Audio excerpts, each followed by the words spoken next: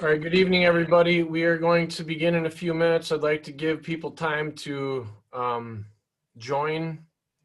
So we'll probably start a couple minutes after the hour. So just bear with us here while we wait a little while.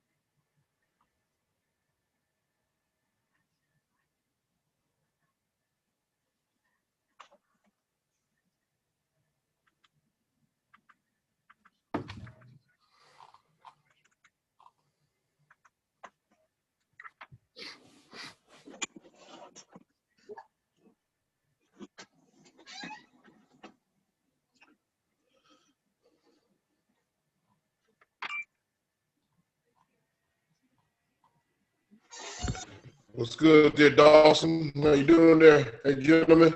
Hey, Coach Pete, how you doing?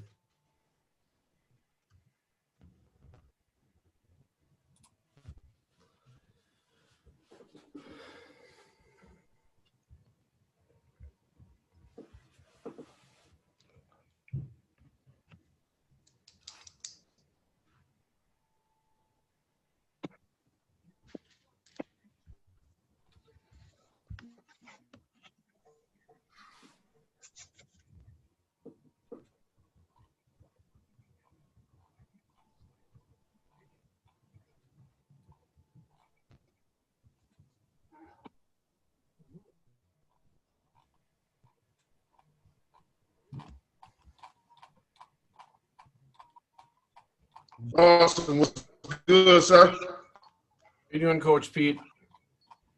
Good to see you. I'm good, sir. Happy New Year. Happy New Year to you. Yes, sir. Okay, we'll wait one more minute. We're just waiting for Commissioner Tomes to join us, along with making sure that the state epidemiologists are available here. They're part of the presentation tonight, so just bear with us for one more minute, please.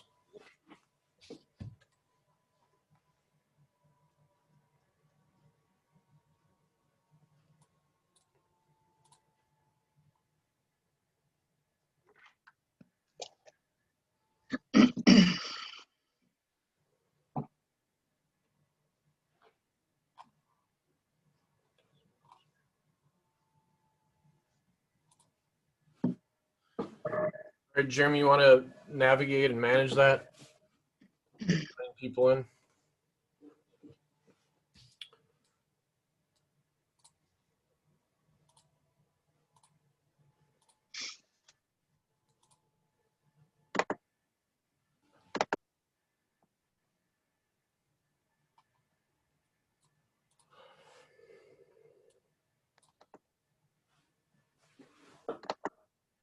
All right, everybody, I'd like to welcome you to tonight's meeting. I know this is a long time coming for a lot of people, and we, I guess, up front apologize for that. With the holidays and how they hit, along with when we submitted our manual and the guide, we were not able to get it reviewed from the Minnesota Department of Health. And we were able to get that done on New Year's Eve, and we got it updated. And obviously since then, there's been other updates that have happened, along with additional recommendations from the Minnesota Department of Health, along with things that were out there originally on Monday, Tuesday, and even today that we wanted to make sure to address. And we also wanted to make sure that we listen to all of you, because this is the Minnesota Youth Basketball Alliance. This is not the Minnesota Youth Athletic Services dictatorship. We wanted to make sure to listen to everybody and have an understanding on what people's thoughts and opinions are. And we wanted to make sure this was done correctly. ultimately, I want everybody to understand that this was done in a way that we literally just wanted to get kids back onto the court. That was plain and simple. When we had the pause on November 18th, and we were asked by the state, along with MDH, to try to come up with something that there could be universal guidelines available for everybody. We made sure to bounce that off of our board of advisors, the MYAS, MYBA board of advisors. And through that process, a task force was created. There's been a lot of hours put into this. And we never wanted it to be a situation where the MYBA members associations thought that we were trying to tell people what to do or dictate this. That was not it at all. And I want to make that clear right now. I have not done this for 21 years to be in that position to dictate things. I do this because I'm passionate about sports and what it does for everyone involved. And everyone at the MYS feels strongly about that. All the task force members have been fabulous to work with. And I just want to, I guess, start with that first and foremost. And there will be some updates, changes made here tonight so everybody understands what will be done moving forward. But I just first, Commissioner Tomes, are you on? Yep, I'm here. Okay. All right. Well, I just wanted to welcome in really quick. Commissioner Tomes was kind enough to join us. He's had obviously an extremely busy 10 months, just like all of us, but today especially. He's a basketball guy, and I wanted him to be able to talk to you guys. He spoke to us a few months back, and I just wanted to kind of lay out, maybe he could provide us updates from today and just general statements on the youth basketball community. So thank you very much, Commissioner Tomes.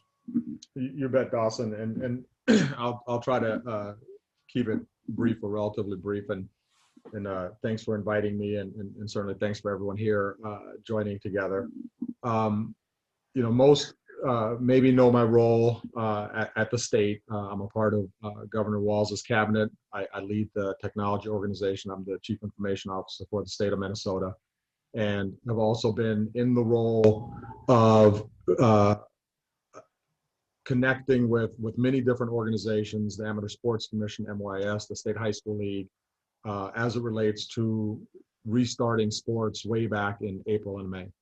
And, you know, just when I think about, you know, that odyssey, like all of you, I have a couple kids that played Division I basketball. I was out in Las Vegas at the Mountain West tournament watching my kid play, and I come back, and literally that next week, you know, everything went on pause and our world changed. And I have a 13-year-old that plays traveling basketball, AAU basketball, that plays year-round, plays multiple sports. And certainly I took a interest in doing everything that I could to work together with our state team and work together with so many of you to try to figure out how can we resume playing sports in the middle of a pandemic.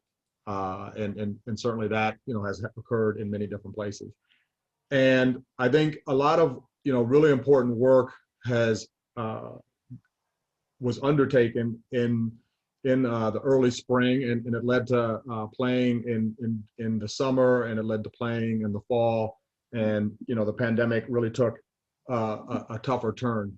And we learned a lot of things, obviously, from the summer and the fall. And as we developed guidance information together with our health professionals from the Department of Health, and together with, you know, so many of you, as well as Minnesota hockey and volleyball groups and so many different sports, we developed guidance documents and a COVID plan and templates that allowed organizations to figure out, you know, how can I open facilities back up, and how can we run leagues, and, you know, how can we provide for these games and these tournaments. And I heard from so many, and I'm also active on our local board at Eastridge as well as I coach at Eastridge High School, that, you know, when November hit, that pause was really welcomed by a lot of folks. Like, our association probably was just going to take a pause on its own because they were just overwhelmed, you know, with what was happening from a COVID perspective. And one of the things that I think, you know, was a huge opportunity, if you will, is while we put these guidance documents together, the expectation for every association to figure out, okay, how do I develop this COVID plan, is really difficult. The State High School League does it, one time for their membership. And Patrick Miller and Chad Greenway approached us and shared with us what they did in WYZETA, which is, in some way, shape, or form, probably similar to what many of you have done.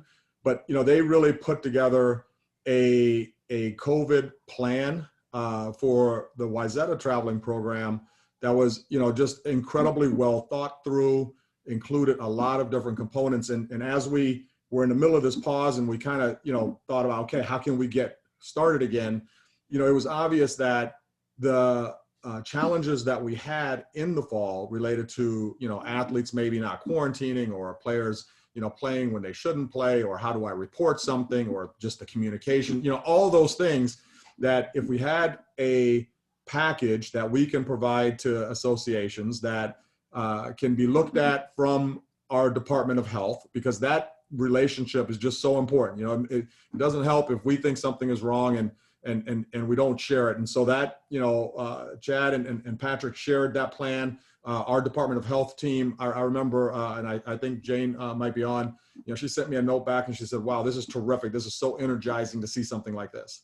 And that spawned, that relationship that Chad and Patrick really fostered with the MYBA to put together something that we could all use, that, doesn't carry with it anything other than like a set of best practices. And as something evolves and changes, we can just change it one time and everyone benefits from these best practices. With all of our collective desire and effort is to start playing and to keep playing, to not go backwards, to not have situations where, team A plays team B. This just happened in the NSIC where, literally the first week of games, a couple players tested positive. Now another team is out for the next, 10 to 12 days.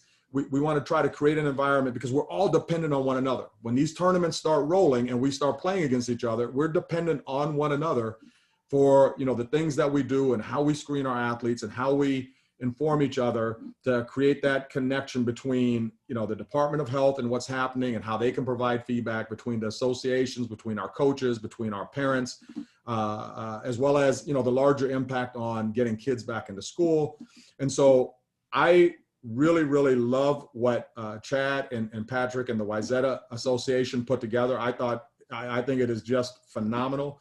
I love the work that the MYBA, allows us to have that cohesion. Minnesota hockey kind of has that on the hockey side. The State High School League kind of has it. We've never really had it that fully on the basketball side. And I've been in this basketball realm for quite some time as it relates to traveling basketball and every other level of basketball in Minnesota. So I've really seen it grow. I have a daughter that plays. I have multiple sons that have played. I remember when there wasn't such a thing as fourth grade traveling basketball, and my kids were the first ones that were, as fourth graders playing fifth and sixth grader. I totally get our world here because I've lived it and I currently still live it.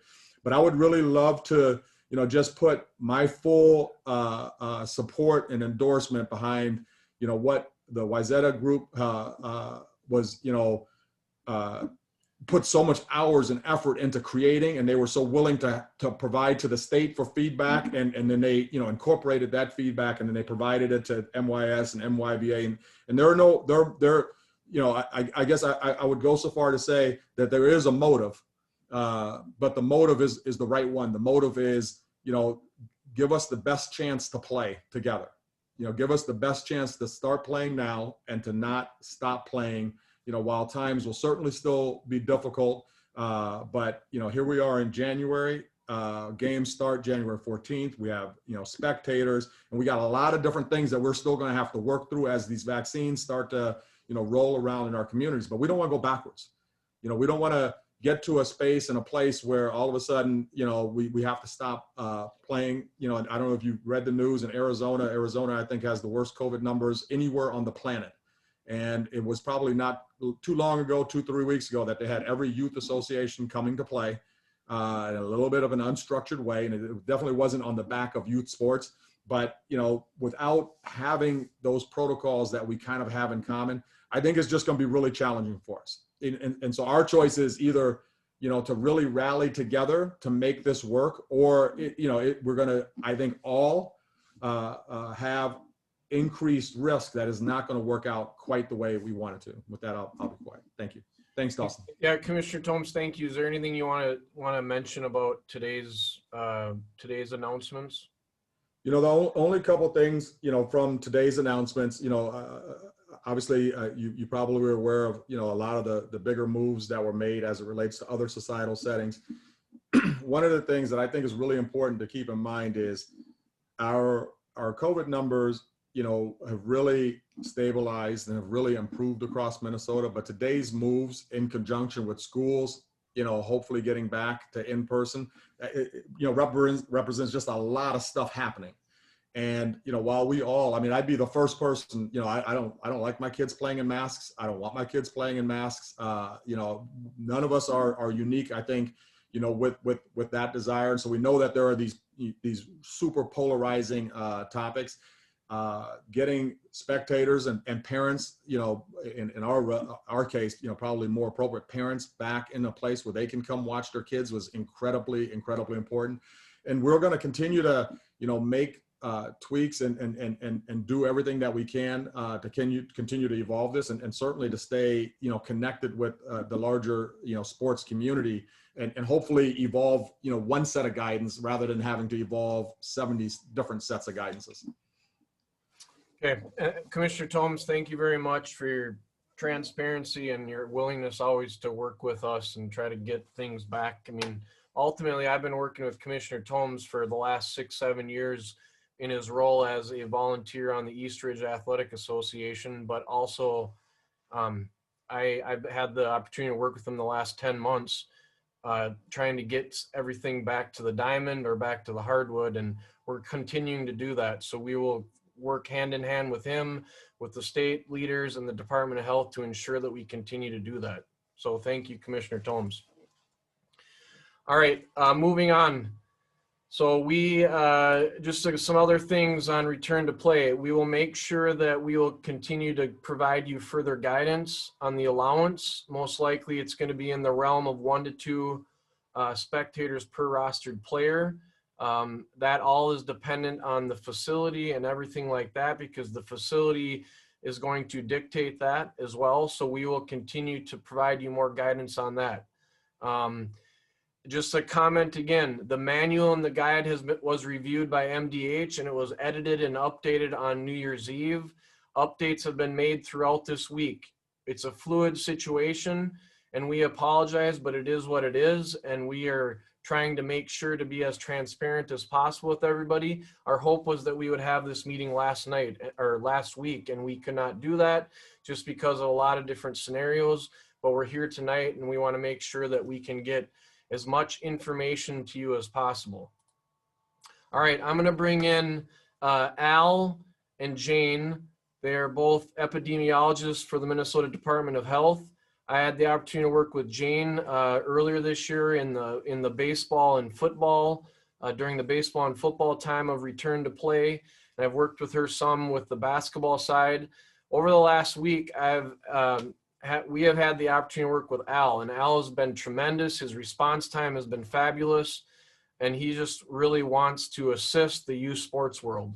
And so a lot of the stuff that has been updated has been through their guidance, and we obviously, that's the main point of why we're doing this in one spot in a consistent way, so we can get everything unified, so everybody doesn't have to wonder and have that gray. It can be very black and white for the most part. So Al and Jayne, thank you for being on tonight. The floor is yours. Thanks, Dawson. Jayne, do you want to say anything before I get started? No, just thanks everyone for having us. Right. So thanks, Dawson, and I really appreciate the opportunity to work with you. It's been exhausting, but it's been really good.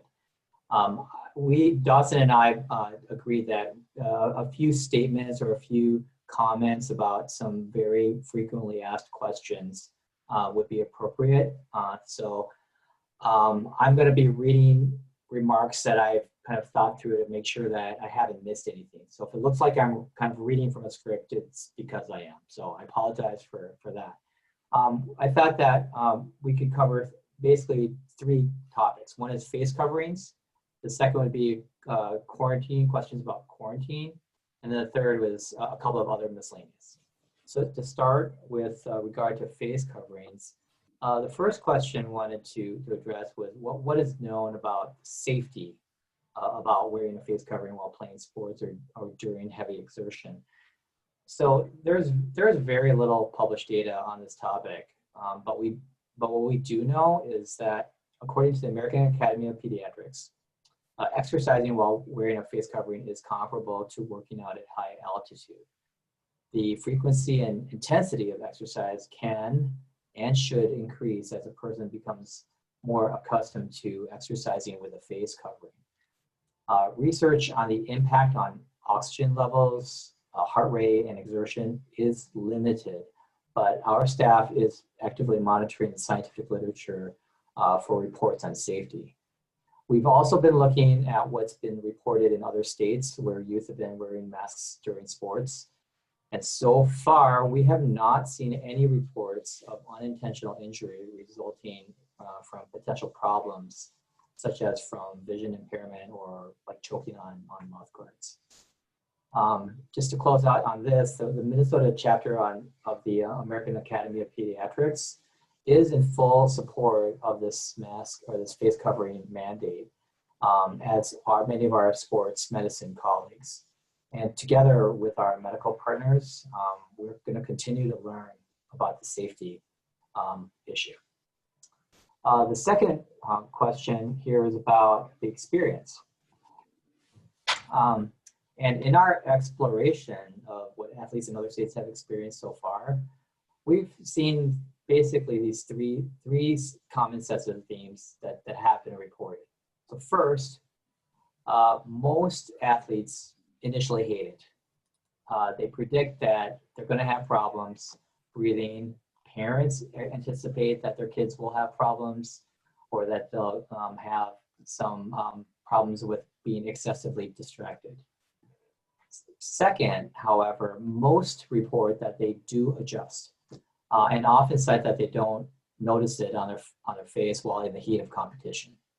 So that's positive.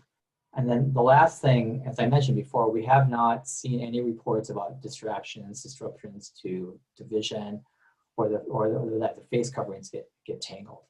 That's what we've seen so far. We are connecting with other states to learn from their experiences, and we do welcome your input, hearing from you about any significant issues or problems that your athletes are experiencing.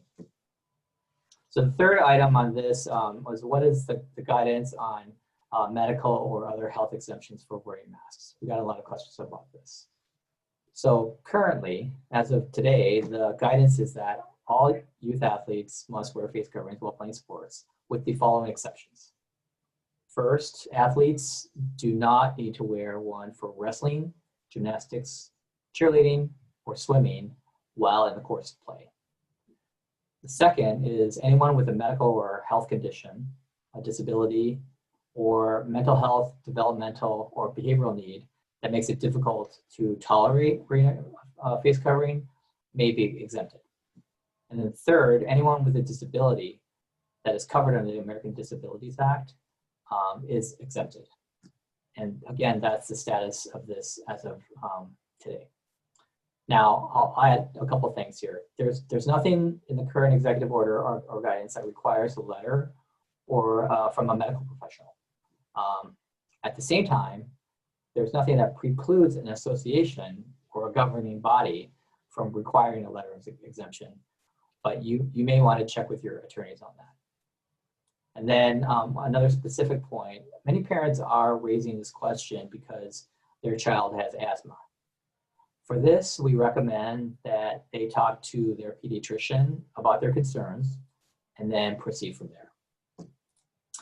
Again, I'll conclude this by saying that these are the recommendations as of right now. And as is the case with all guidance, these are subject to change. So please, check our frequently asked questions on our website, and then check in with Dawson on this regularly. So quarantining, when is someone considered a close contact? And is this different for basketball compared to like the general definition, and if so, why? We get gotten this question a lot. The general definition of a close contact is someone who has been within 6 feet of a positive case for 15 minutes or more within a 24-hour period. However, even shorter periods of time or longer distances can result in spread of the virus. So it's possible for the quarantine to be warranted regardless of these criteria. Okay, so that's just for starters. When it comes to basketball, the determination of what constitutes a close contact does change due to the high intensity of play and heavy breathing involved.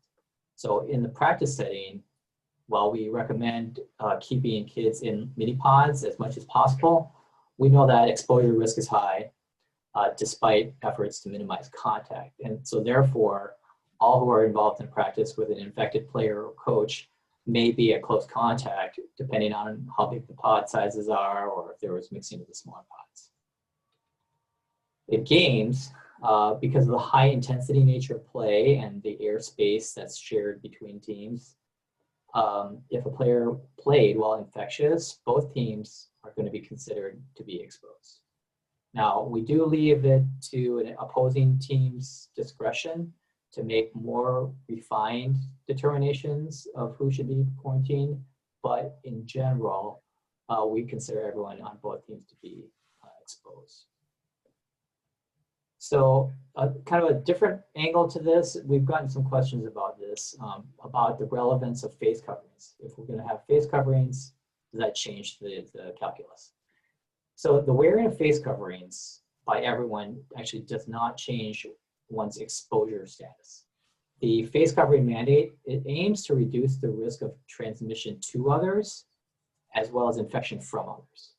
The exposure assessment is unaffected by the wearing of masks because while wearing one significantly reduces risk, it does not completely eliminate risk. So in conclusion, youth sports are being allowed to be played, but under conditions that we believe incur an acceptably low or minimal amount of risk. However, because the risks are not zero, we're falling on the side of caution in defining who is a close contact. And we're trying to apply this definition to all youth sports. Okay, so the next issue here, and I'll try to keep going quickly here, is when would somebody be exempted or not exempted from quarantine? So there are actually some people who do not need to be quarantined if they're determined to be a close contact of a case. So there's 3 conditions here. One is if you've had COVID-19, which was confirmed by a positive lab test in the last 90 days. If you have fully recovered from your illness and you don't have any symptoms of COVID-19. So if all 3 of these conditions are met, then you're exempted from quarantine, essentially. Now, I did some math today. I looked at some of the data, and approximately 40,000 children in Minnesota between the ages of 5 and 18 have tested positive for COVID-19 in Minnesota since October. So as of like today, those kids would be eligible not to be quarantined if they were to be a close contact. They're not exempt from practicing safety measures, including wearing a face covering, but they are exempt from being quarantined. And these are the only conditions right now that exempt somebody. So, and then on the question of vaccinations, as they're rolling out here, we don't expect many children to be vaccinated for several months, for a few months at least, but we will be getting guidance on that later, whether vaccinated people need to quarantine. We just don't have that right now. So the third point here is about when a quarantine period starts and ends, and especially in the context of basketball. So, okay, so drink. So in general, a quarantine period starts when a person is in close contact with someone who tests positive, whether that person's on his team or his school, in his home, or any setting. If that positive case is a teammate, and the instances of exposure is clear and unambiguous, then the quarantine would start on the date of that last practice or game that they were together. Now, if the contact is with a household member, it will start on the date of the last contact with that household member. So in most cases, like true isolation from each other in one's living condition is practically impossible. But if that separation is possible, however, then that quarantine will begin on the date of that separation from that case. So then if they can't separate and they do share the living space, then that quarantine period effectively starts at the same time as when the case was infectious and is isolating, and then extends, so sort of officially starts when the case's infectious period is ended, or when that case stops isolating. Okay, I know that's kind of confusing, but in terms of ending the quarantine, now this is kind of what people are asking about. The current guidelines allow for a shortened quarantine period if several conditions are met. So the person can't have any more symptoms, can't have had any symptoms, have not had a positive test, no one else in their family has COVID-19, and you don't live or work in a place where it's easy to spread the virus to others. And this is the most important one here. If your contact is with somebody with someone with COVID-19 that had a beginning and an end, which means that the exposure was known to be at one event or a setting, that would be like a practice or a game, right? So that's a qualifying condition. Okay, I'm getting to the main event here. So quarantine may end after 10 days if all these conditions are met. The quarantine may end after 7 days if those conditions are met and you get tested at least 5 days after contact and that test is negative. So that's the case in general. Now, as it relates to basketball, and this is the main issue, the guidelines additionally state that you should maintain social distancing from others, which is like 6 feet apart, for the remainder of this 14-day period. And because this second condition just can't be met while playing basketball, that's why we're supporting and we're in alignment with the guidance to implement a full 14-day exclusion from basketball. So I hope that clarifies that. That's just Al, before we move on, would you be willing to, I guess, summarize that for us that we could distribute or have available? Yeah, I would for sure. Okay. Yeah, there's a link to the page on the MDH website that has a nice graphic that describes that, but I will put together a slide for that for you. Just didn't have time today. Okay, so the last two topics here really quick. So why, oh, you know what? I missed one topic about travel. This is very simple, which is basically there's been questions about tournament travel. One, the state highly discourages, but does not restrict out-of-state travel. So I'll just leave it at that. And then as far as returning from out-of-state, again, this is a recommendation, but not a requirement that Minnesotans returning from out-of-state quarantine for 14 days. I know that doesn't really specifically address the situation of going across to, Hudson or to Fargo, but all I can say is it's simply a strong recommendation. Okay, so the last two topics, and then I'll be done here. The first one is about reporting to MDH.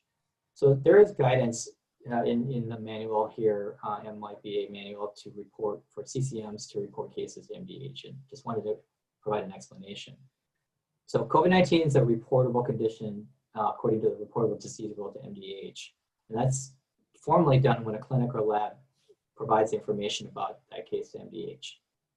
However, reporting of cases from entities like youth sports associations, it is voluntary. I want to make that clear. We're asking and we're strongly encouraging reporting by sports teams, but it is not mandated. Now, sports associations are asked to track your cases on your teams, to assess potential exposures to others, to notify people of their potential exposure, and then to do that hard work of containing and preventing outbreaks on your teams.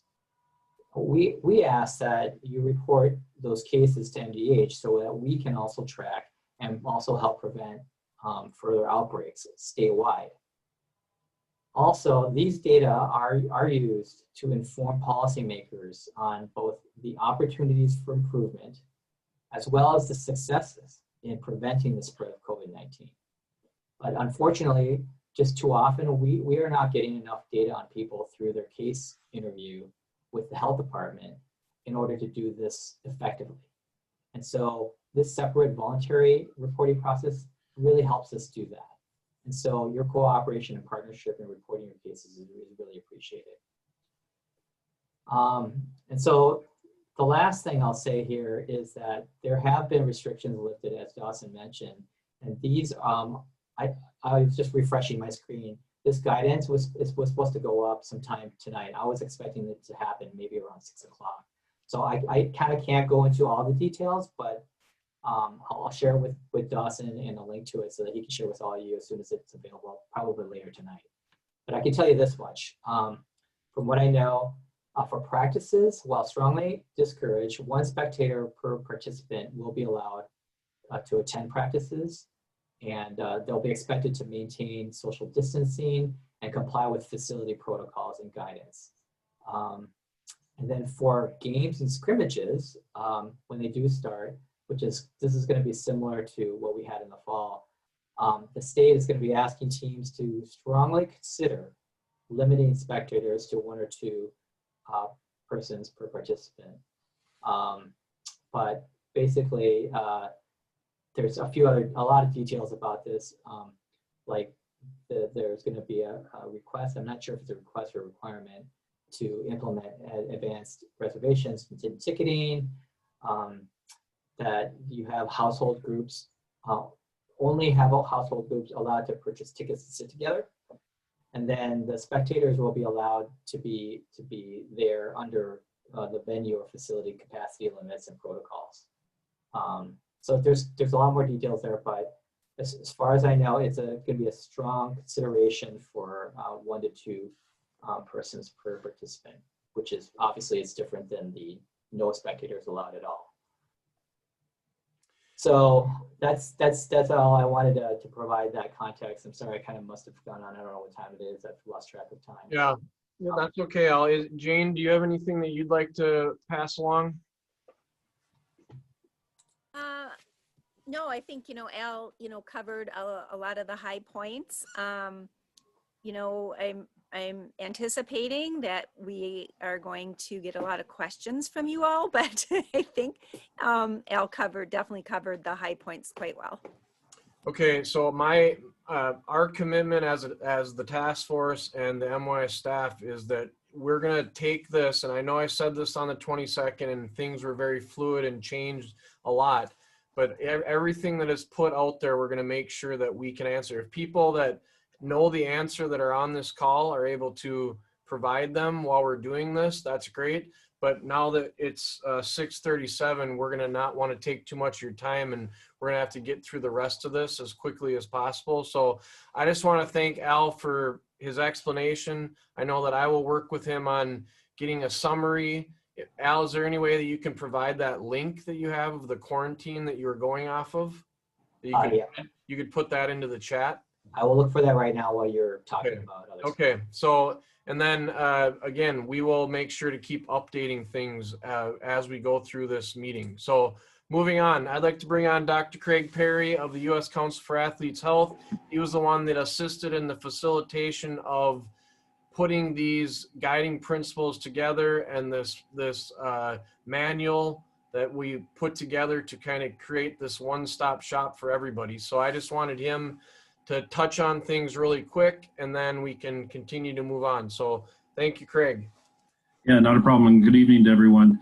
Just a couple things on the task force. The basketball advisory group decided that a task force should get together to put together the protocols for return to participation. And essentially, the goal of this group was to build a roadmap for a healthy and safe return. And so what you see in the return to participation manual and the electronic or virtual toolbox is a collection of best practices from some of our associations, best practices that are being used across our nation right now in other athletic environments, Power 5 schools, D2, D3, also in consultation with the Minnesota State High School League, so we have some consistency.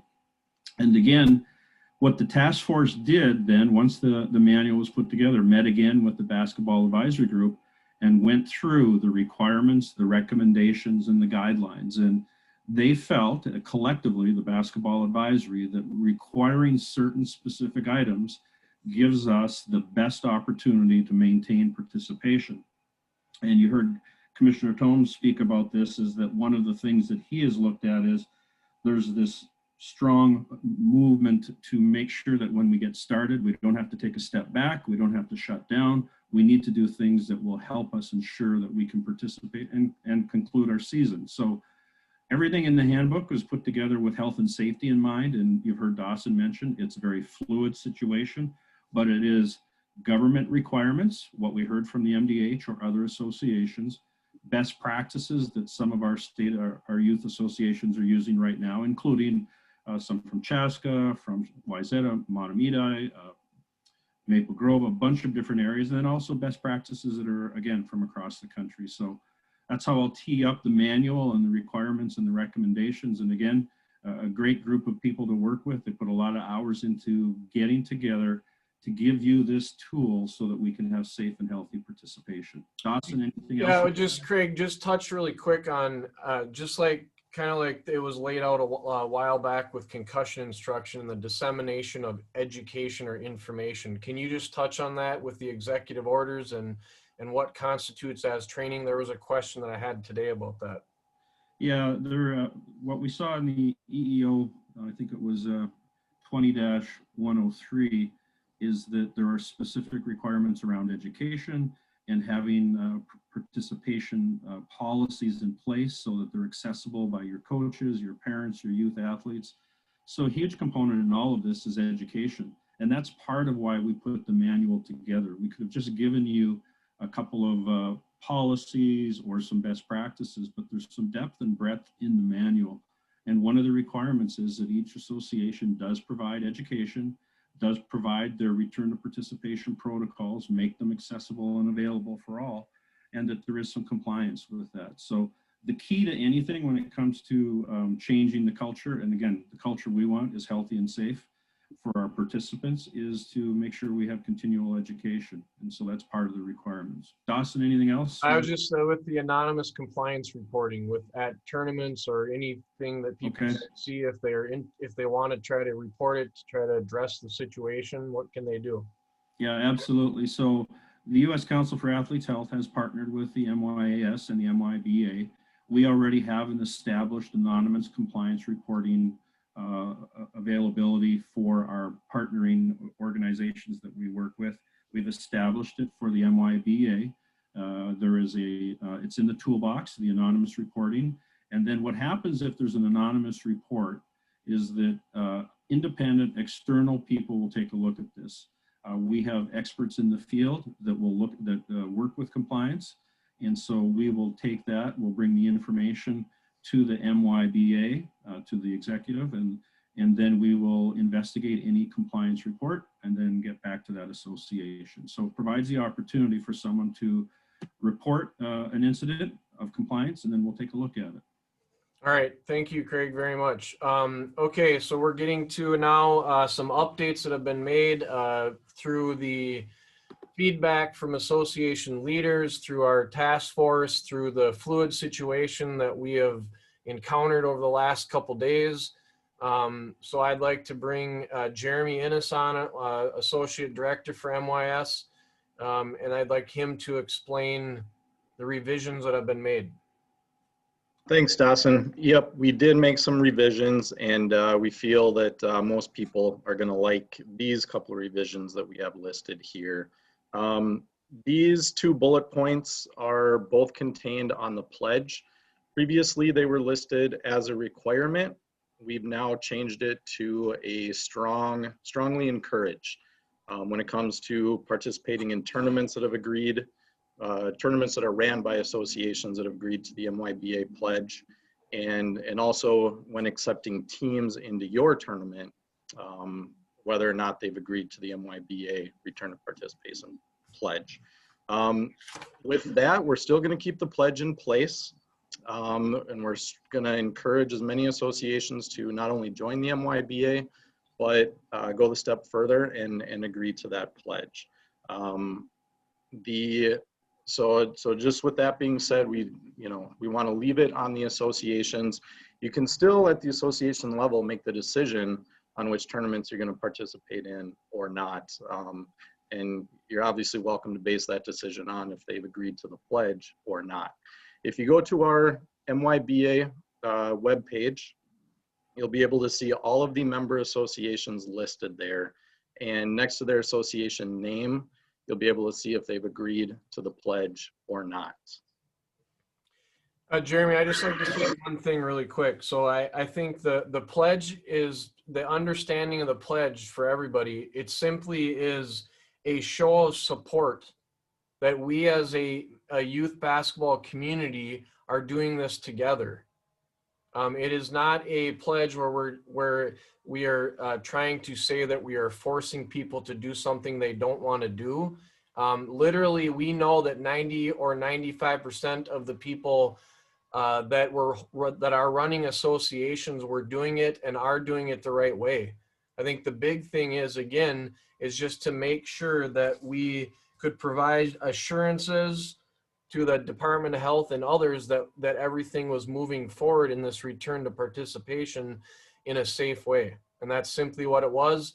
We listened to you on some things, and we felt that we wanted to make sure that everybody felt comfortable with this. And so we did make a few changes with the pledge itself. We're going to have some task force members kind of talk on this in just a minute. So that was my addition. Thank you for that, Dawson. If you can move to the next slide, please. Do you want to just talk really quick, reminder again about affiliate membership? Sure. So we did open it up to associations across the border. Especially those ones that are, your Hudson, River Falls, just on the other side of the border.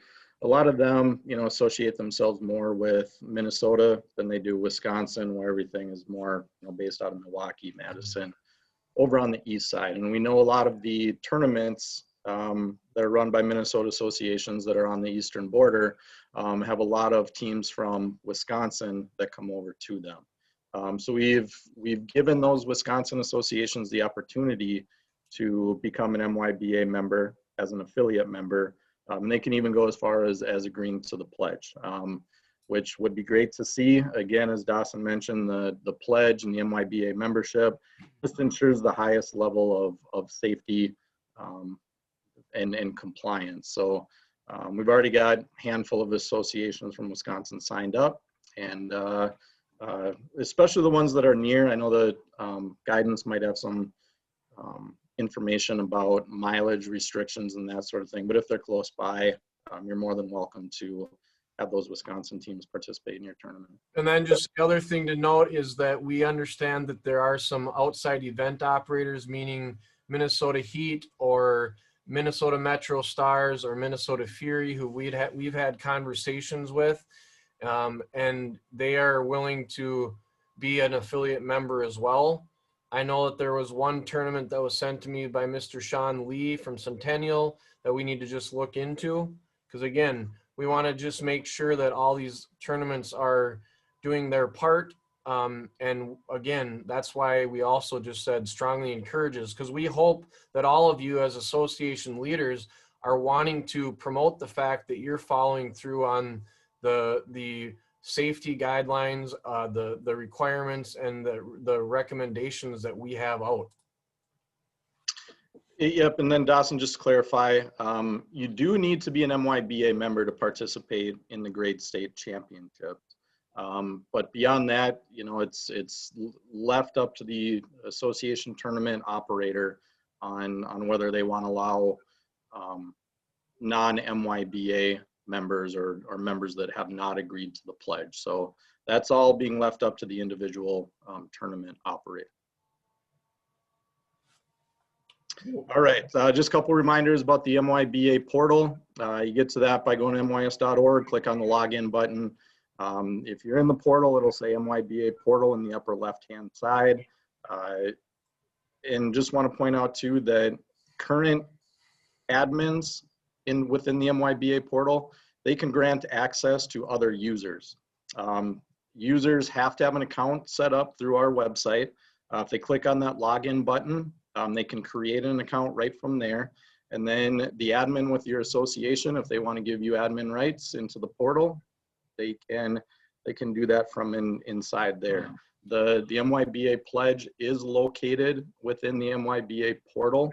And I just want to clear up the confusion there that just by becoming an MYBA member, that doesn't mean you automatically agree to the pledge.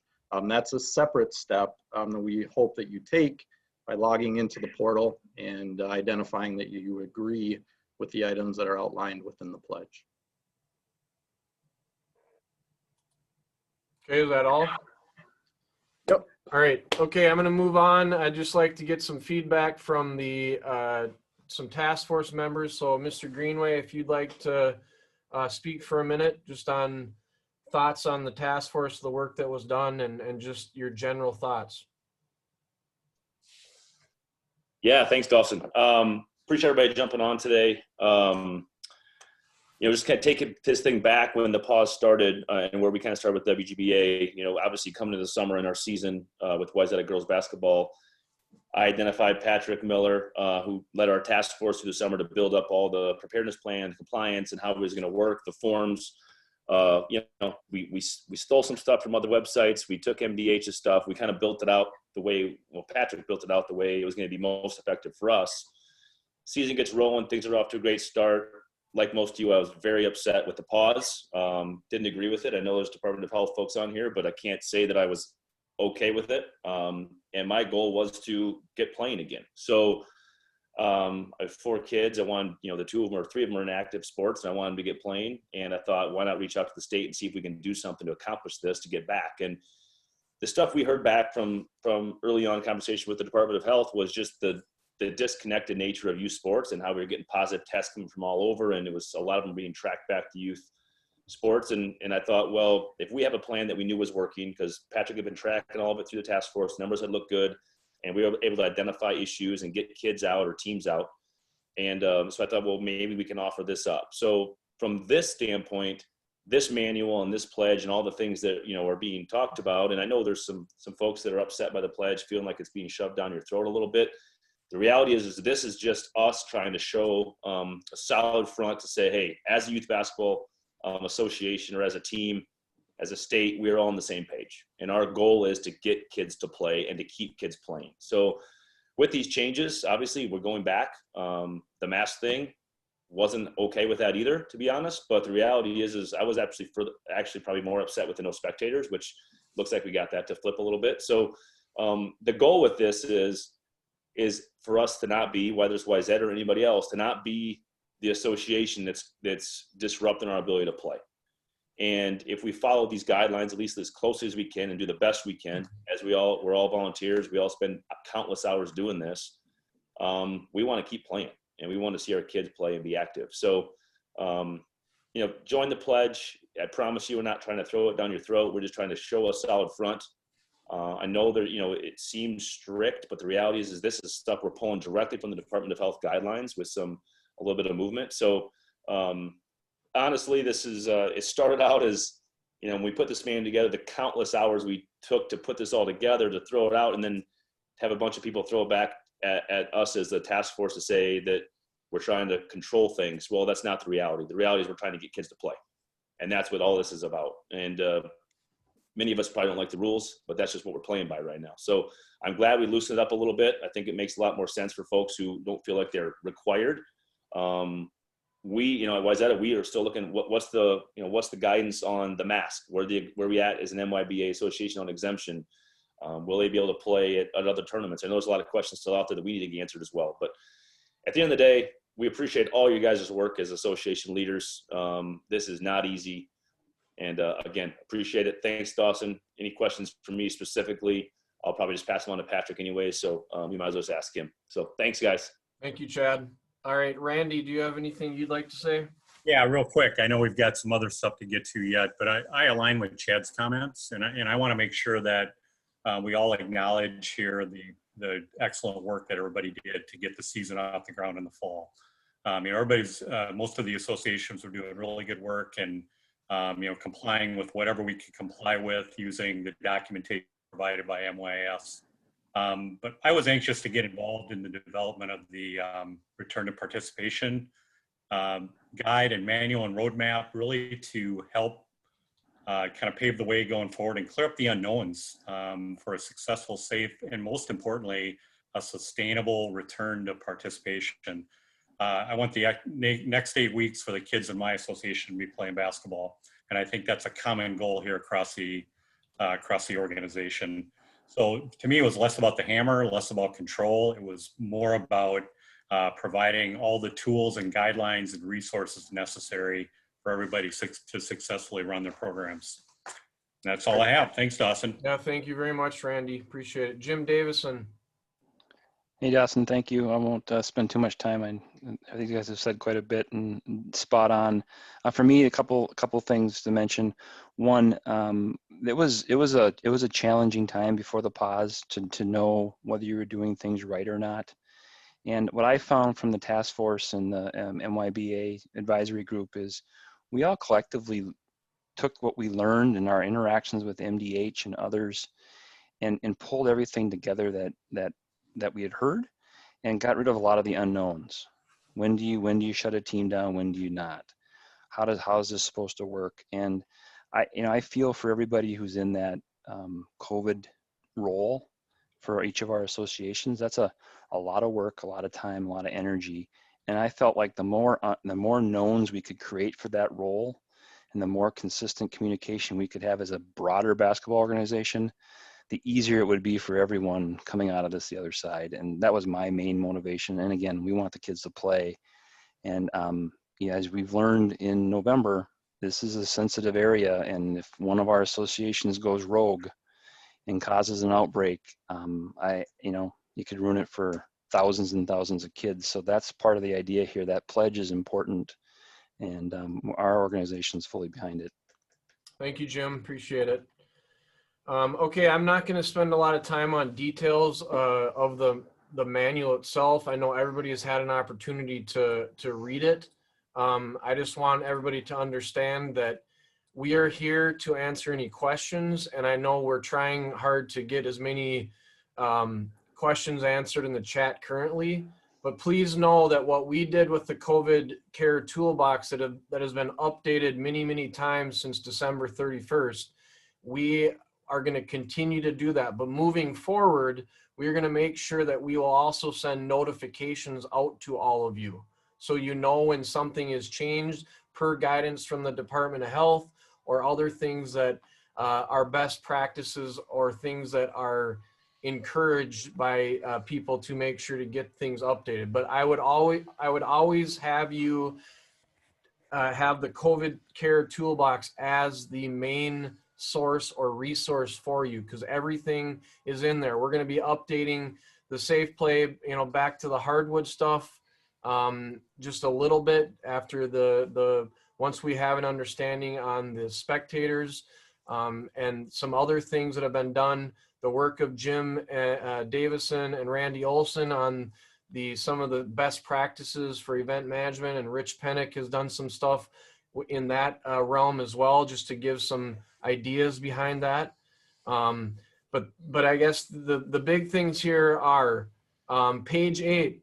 It now states that CCM, so COVID compliance managers, are strongly encouraged to report to data tracker, but not required per MDH guidance. We want to make sure you all know that, and Megan and Patrick will get into this a little bit later, but we want to make sure you all know that this is simply a way for our youth basketball community to have the stuff submitted, and that's all it's behind it. It's just raw data and raw numbers. And we just also wanted to make sure that everybody knew that this wasn't necessarily a requirement, but it's strongly encouraged.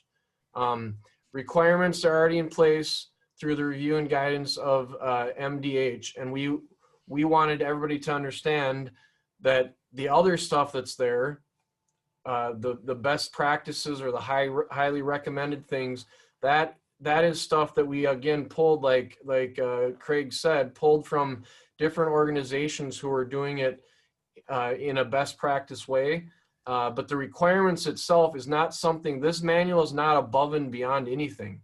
It's literally things that we are taking from the Minnesota Department of Health, and we have continued to update over the course of the last 4 to 5 days. And we want to make sure that you again understand that we're not trying to force more work onto anybody. It's something that is already out there, but it's just bringing it all so it's a one-stop shop for you. So mask face coverings are the big topic. We already know that part of it. And we will continue to try to get more information. I know the State High School League has information out there about a medical note, and we need to make sure to verify that part of it at the youth level. And again, due to data tracker being moved to strongly encourage, the example of non-compliance was changed. So on the page, one page that I'm talking about, it gives examples of an association being in non-compliance. And that is no longer there. It's just, we are strongly encouraging people to complete the data every 2 weeks. Information related to the comprehensive COVID preparedness guide is found on page 19 to 24.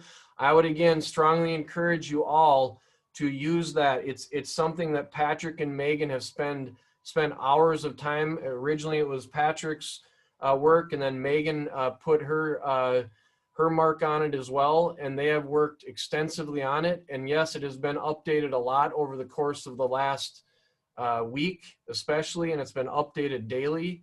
But please understand that that is something that is a great tool for you that you can use, and Megan and Patrick will talk about that in a second. The facilities and game operations, so the last pages of the manual, will assist all association tournaments. And we also encourage you to reference the Safe Play Back to the Hardwood and the tournament and event management best practices as well. That's something that we want to make sure that everybody has as guidelines, and we will continue to work with MDH and Commissioner Tomes and others to try to make sure we have the most up-to-date stuff. One of the comments that was made that was sent over today, an overview will be created to highlight the protocol, so it's not, doesn't feel like there is so much stuff in so many different places, and we will make sure to work on that here in the next day or so. Okay, I'm going to turn it over to Gretchen. I'm going to turn it over to Megan and Patrick. Megan again is the president of MYBA basketball, and Patrick is the director of player and coach relations for Wayzata girls basketball, and they have been tremendous to work with. So take it away. Perfect. Thanks, Dawson. This is Megan. I'm going to speak for both of us here. Just in the interest of time, we'll go through this really quickly. Just to summarize, the COVID compliance manager from your association is essentially going to make sure that your association is following the protocols that are listed here, which equates to the MDH expectations. You're going to be communicating with CCMs from other associations if there is an exposure situation to make them aware. And then we're encouraging that biweekly data submission to the MYBA portal, just so we've got that summary of what do the numbers look like across associations. You can go ahead and move ahead. The next couple slides, we're going to be really fast, just talking about some changes. So a bunch of you were probably on the meeting before Christmas that we held, and we walked through really the process steps in detail. And coming out of that meeting and based on feedback from MDH, there are a lot of changes that we made. So you've heard some of this from Albert earlier. I'm just going to highlight things that we changed so that if you asked about it before, you know what's updated. So in the case of notification, the school district is only notified by the parent. The CCM, the association, is not responsible for notifying the school district. I know that was a question some people had. Similar, or the opposite, I guess I'd say, the Department of Health gets the notification about a basketball positive case from the CCM, not from the parent. And MDH will be releasing soon this RedCap software app that'll be available for reporting, so you can use that instead of emailing. And then finally, just to touch on, there is no requirement for a player who has had COVID-19 to get a medical check before they come back, but the State High School League is strongly recommending that being checked out by a medical provider, just to make sure that that player isn't going to have a medical issue when they return. And there's information on the State High School League website there, just something you can make parents aware of if their child has had COVID. go ahead and go forward. We've talked already a lot about masks tonight, so Albert talked about that. And the exemption piece, I think Jeremy put in the chat box, that just published that exemptions are even available. So we do need to figure out, you know, what does that mean in terms of a doctor's note or not? And so more guidance will be coming on that. It may be something that is school district by school district dependent, but stay tuned and there will be more information soon. Okay, this is something Albert talked about, so we don't need to cover it again, but he talked about why that full 14-day quarantine is required before you come back to basketball based on the exertion, and that you cannot have 6 feet of distancing between others when you're at a basketball practice or a game. So that's just reiterating what Albert had covered before.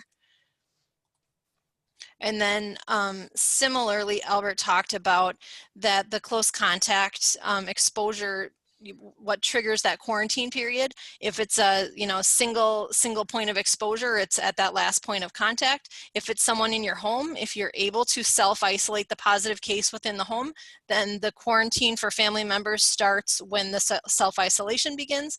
If there's not the ability to self-isolate in the home, then the quarantine starts at the end of the infectious period. And I think there's some updating happening on some of the MDH documents to just clarify that point when the quarantine starts for a case when it's someone in your home. Okay, and lastly, this will look a little bit familiar to people who are in that meeting on December 22nd.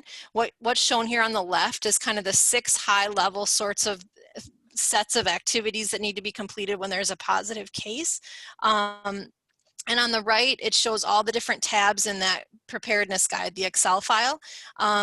If you look in this in this PowerPoint presentation at the end, there are the details for those 6 steps that are on the left that kind of shows in detail what you do for each of those things. So if you go to the end of this presentation and want to review, that has been updated with the changes made since that meeting on the 22nd.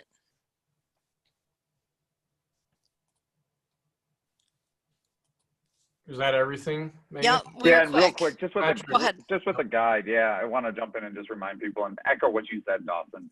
It's really crucial that you keep looking at the MYBA COVID toolbox, download the latest version of that guide. What we've tried to do in there is not only give you a roadmap to make it a little bit easier in these challenging times, but also there's a ton of links, right? We've all probably researched and tried to find on MDH where this, that, and the other might be. Within each of our tabs where there's determining close contacts or how long to quarantine, those links are all included in there. So it'll take you to the latest and greatest information that's out there that has been posted by MDH. I just want to throw that out there, that keep that up to date and always look for the latest version, which we're constantly working on. Right.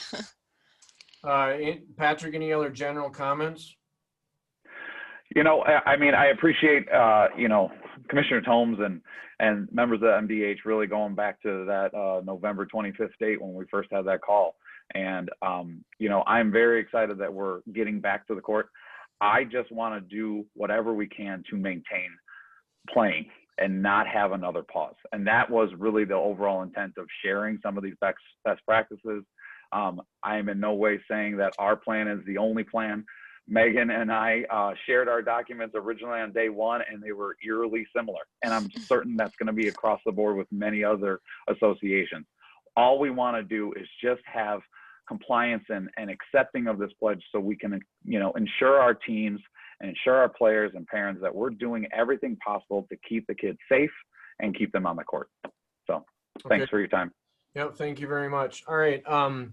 So I guess the next steps, I know we've had some questions here, and I will, for a minute, because it's 7:08, I know that everybody has stuff to do, I'm sure. Hopefully you haven't missed practice yet, if you have it tonight. But luckily I didn't have it tonight. I have it tomorrow night at 7:30. So overall questions, please utilize the MYBA compliance@myas.org.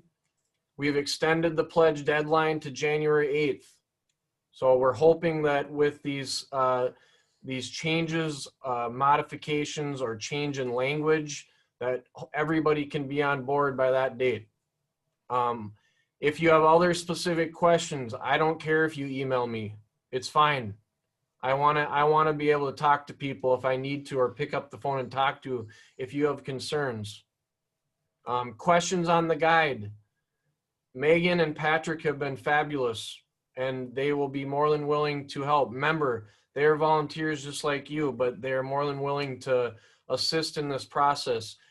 And we, again, will be committed to making sure that when updates are made, we will send out a notification moving forward. So what you see on there tonight on the Basketball Alliance COVID Care Toolbox, that is what the most up-to-date version is. We have scoured it, and we are very hopeful that everything that has been updated, that we did not miss anything related to previous things that were on there. So if you need to call us out on something, please do. If it's something doesn't look right, I'm sure other people might see it as well. So please make sure that you call me, email me, email Megan or Patrick on the guide stuff. But if we don't have an answer to something, we will seek one out, and we will make sure to find that information. Again, Al and Jayne have been great to work with. We're heavily connected with Commissioner Tomes and other people at the state level to make sure to get the answer. So you're not bothering us by emailing us. We will get the answer. And if there's other things that need to be done to make everybody feel comfortable, let us know. Is there anything in specifically, Jeremy, that you saw, Patrick, Megan, on the chat that we need to address right now? Not specifically, I guess. Jeremy, are you able to grab a copy of all the questions? Yep, I'll grab those. Okay. Okay. Giovanna, I can get you some contacts for that. Yes. Is there anything, I guess, I'll leave it open right now. Does anybody want to ask a question before we get off the call tonight? Anybody? Dawson, I just want to ask a question. I guess it seems like a bigger one. Earlier today, the governor obviously loosened up restrictions on spectators, which kind of gave us like a positive feeling towards being able to move forward. However, then they discouraged tournaments. And so now we're a little conflicted as to what that actually means, considering the majority of our playing and competition is in tournament. Have you guys gotten any clarity on why there was those competing statements, and what should we be doing with that? Yeah, no, we have not received anything else besides what Commissioner Tomes said to you earlier in the call. Jayne or Al, do you know anything about that? The conflicting messages? Yeah, this is Jayne, and I don't think they're intended to be conflicting messages. I think in general, the tournaments just give us a lot of pause. We know we're working with Commissioner Tomes, and we're trying to understand ways to try to make tournaments safe. But the nature of this beast is that anytime people get together, and we know that more people are going to get together in tournaments, creates a risk, and that's just kind of where the concern is. So we're hoping to get some clarity on how to have safe tournaments. Yeah. And I think that, again, that goes back to what we have been trying to do as the task force and everybody else in this collective effort. I know that, a few months back, Jayne and Cynthia from MDH looked at our Back to the Hardwood guidelines. And at the time, they were able to review it. And we will make sure, again, once we update that we can get it over to Al and Jayne and have them review it again. So everybody is kind of, again, following the same book that as we move forward. And I think that'll give some consistency and comfort to your district as well. The way that you're doing is being handled the same way across these 140 associations. Yeah. I think our concern right now is that our district's going to cancel our tournament reservations based on that guideline, based on that discouragement from the governor because of the public facility use. So we're just we're hopeful, and we knew that the task force, this was the mission, right, to try to get kids back on the court, and the majority of that playing time comes in tournaments. So we're hopeful that that can get altered. Yep, and that's a great point, because I think that's something we'll talk to Jayne and Al some more and see what we could do, and Commissioner Tomes, get something out here in the next day or so. Appreciate it. Thanks, guys. All right, anybody else?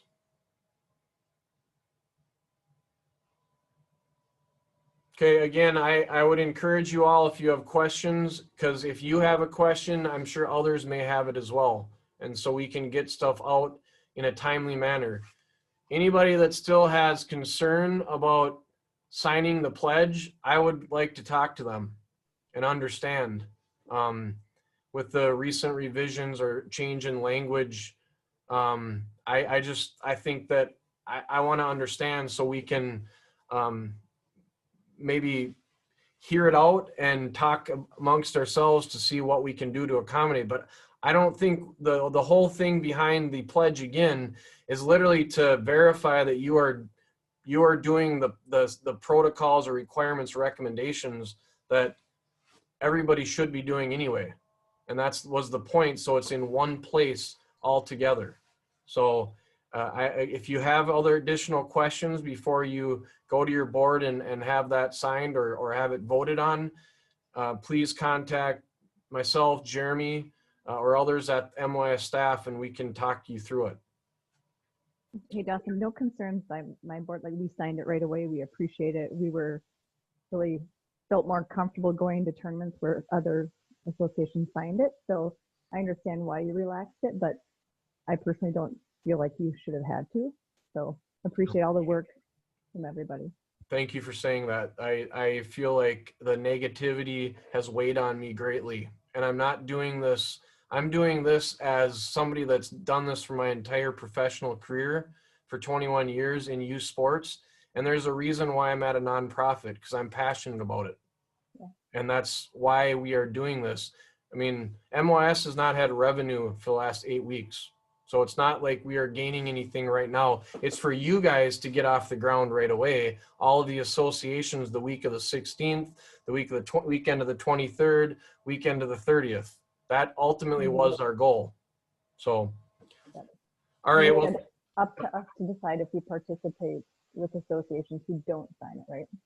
It is, yep, it is up to the associations. If they feel strongly about the fact that an association doesn't want to sign that pledge, then that's up to you all. We don't want to, again, dictate. And you guys made that very clear in your comments to us. So it'll be made up to you guys. And the recording will be shared. It'll probably not be shared till tomorrow morning. And then the actual presentation will be shared as well tomorrow. So we will make sure to have that. All right. Thank you all for your time and dedication to youth basketball, and thank you for joining tonight. Hopefully there's more clarity, but again, feel free to reach out if you have additional questions. Thank you very much.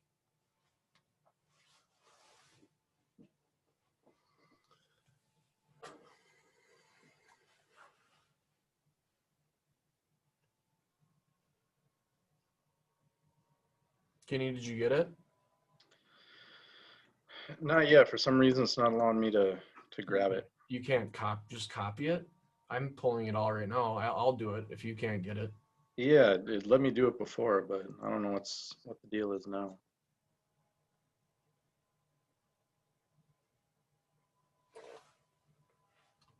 Okay, let me just make sure that I got it. Hey, can I ask you two guys a quick question while you're still on here? Yes. This is Chad Clore from Duluth East. Hi, Chad. How are you guys? Good. Good. Have either of you heard of any other programs that have used their participation in this plan that you guys have put together to convince their school districts to let them into their gymnasiums? Not sure about this specific plan, but when we put the back or safe play back to the hardwood document out this summer, there were a lot of associations or clubs that we had heard from that said they did that exact same thing, and showing them that they had this plan in place made a lot of difference for them. Okay. That's our biggest challenge right now is we have no gyms to get in. The school district won't let us use the gym, and I'm wondering if it would be worth the effort to try and present to the school district that we do have a plan in place, and that we have made the pledge, and that we are participating in the safety protocol, and perhaps they would make an exception for our program. I guess I don't have any idea how realistic that is. Chad, can you you and Rhett contact us so we could maybe help you guys in that? Absolutely. Well, I don't know about Rhett's going to be getting super busy, right? Yeah. Well, I'm just saying from his connection as the high school coach, that's all. But sure. But I'm sure I could get him, if his influence would make a difference, right? Yeah. I'm sure he would find time for that. So, okay. But yeah, I would, if you guys think that that's a possibility, we would definitely be interested in trying to work with you guys to put something together to at least present to the school district in hopes that maybe we could get in a gym or two. Any way to help out a fellow 218er, we'll do it. I appreciate that. Yeah. All right, I'll reach out to you guys with maybe trying to get some kind of path together to work on that. Okay. Thanks a bunch. Yeah, thank you very much. Thanks for joining. Yeah, you bet. Thanks for all the work you guys are doing. Got it. Thank you. I'm having trouble too, trying to pull it. Got it open on a pop-out screen, so maybe once we close down, I'll be able to keep it on here and pull it. Well, I'm trying to like copy it into a Word document, but it won't do it.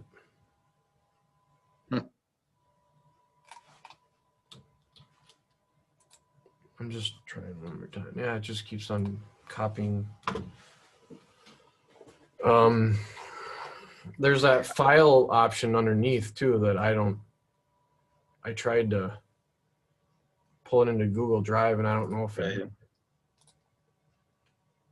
Well, I guess if you can try to capture it, that would be awesome. I guess I could. I copied it the last time. Yeah, not sure what the deal is.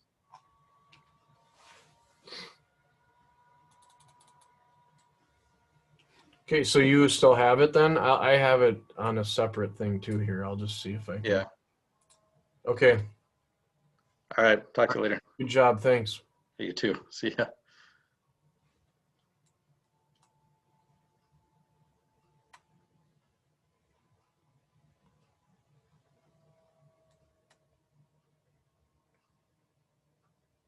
Hey, Jeff Weifels, are you on?